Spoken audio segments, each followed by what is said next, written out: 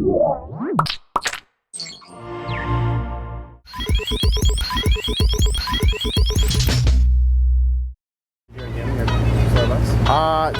go, buddy.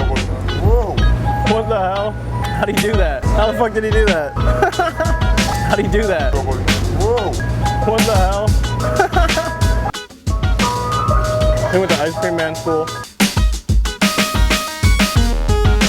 Hey Accelerator TV, I'm Eliot Lipp.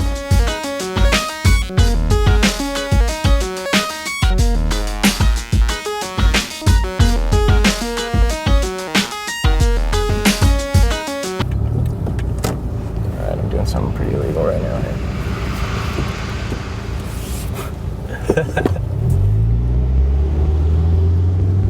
Alright, or we're gonna go into the fancy parking spot and then go to visit my studio in Manhattan. It's on Crosby between Spring and Prince. They put cars up on the like hydraulic lifts here at this parking spot. Any spots? This is my studio. This is where I work. This is where I keep all my gear. It's a little storage space in a basement. I usually work pretty late. My phone doesn't work down here and there's no internet, so it's kind of perfect. Come take a look.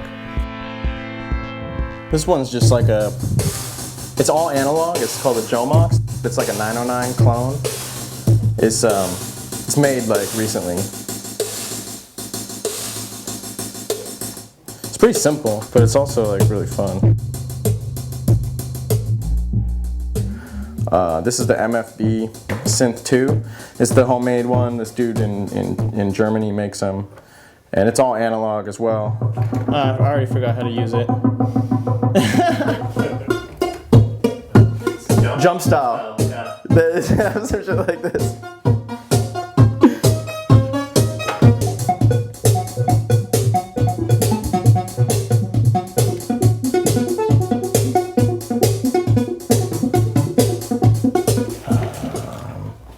This one gets confusing because there's so many cables. This is the modular synth.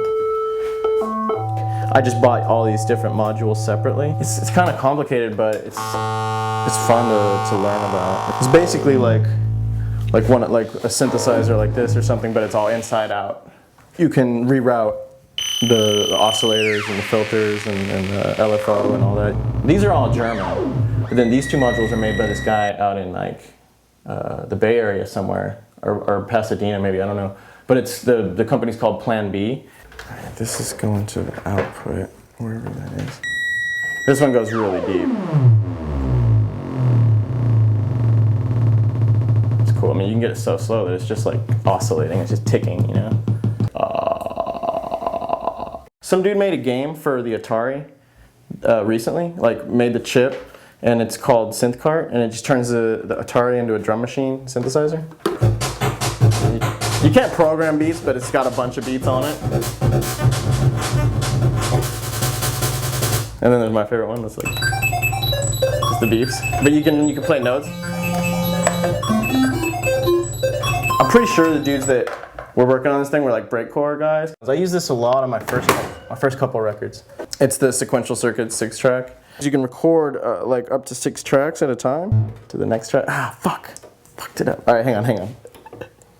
I promise I'll get it. I can't remember how to do the next part. Fuck! It's not doing it right now because it's being a little bitch. I give up. Well, I got this Wurlitzer recently. This is cool. This one's fun. I've been just writing songs on it. I'll just sit down and play it for a while and then come up with chord progressions and stuff. I like the Wurlitzer.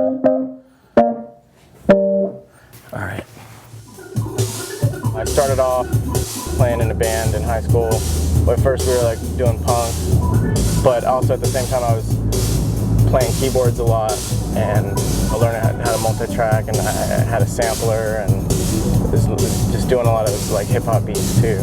In '99 I moved to San Francisco, and that's when I first started getting into electronic music. I started making more electronic music, but I was still making lots of hip-hop beats, and I was just going back and forth trying to make beats for MCs, but then I was also so into like finishing whole songs just instrumentally.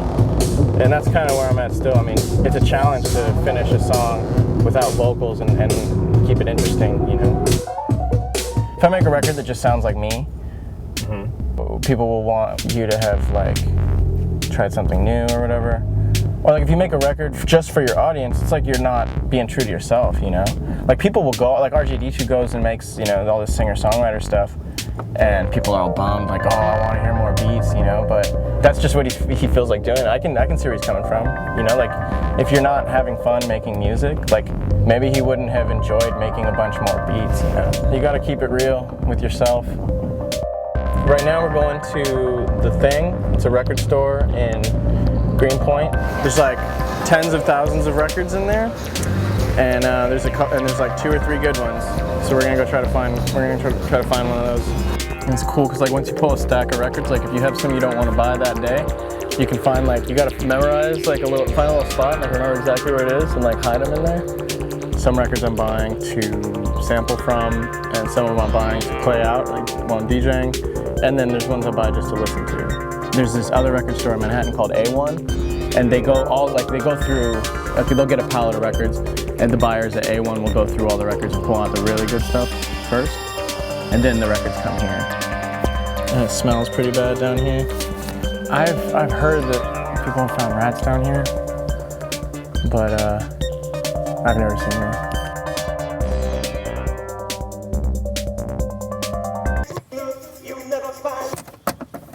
Nope, nothing. All right. Should we go to another spot? Okay, where are we off to next? All right, let me think.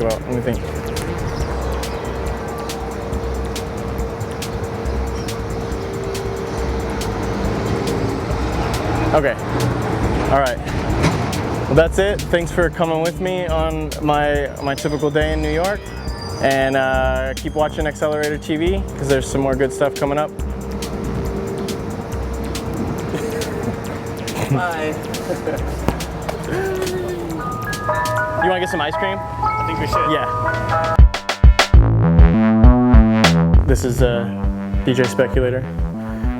We have a side project called Galaxy Tubin. We don't really like each other's music, so we wanted to come up with something that would bridge the gap. Will would smoke a bunch of weed, I'd drink a bunch of coffee and take Ritalin. Like a 2-person TV speedball? Yeah, it was. It was like one person's on speed, one person's on downers, and we meet in the halfway point. Cover the spectrum. No.